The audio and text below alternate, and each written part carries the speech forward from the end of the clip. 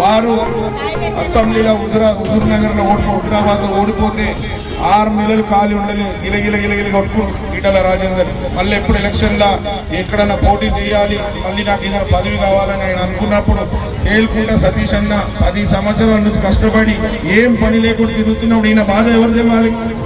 ఈయన బాధ. ఆయన ఏమో 6 నెలలకే ఉపాధి కావాలనేసి మళ్ళీ పోటీ చేసాడు. ఇలా ఈయన లాంటి నాయకులు ఎవరైతే లోకల్ బాడీ ఎలక్షన్లో పోటీ చేసి సేవలు అందించాలి అధికారికంగా అన్నారు, వాళ్ళ బాధను అర్థం చేసుకోవడం. సతీష్ అన్న పోతుంటాడు కదా అప్పుడప్పుడు, పోయినప్పుడు చెప్పాలి కానీ నీకేమో 6 నెలలు ఉపాధి లేకుండా తెచ్చుకున్నావు, మరి నాకు ఉపాధి లేదు, మా పరిస్థితి ఏందని అడగాలనా లేదా?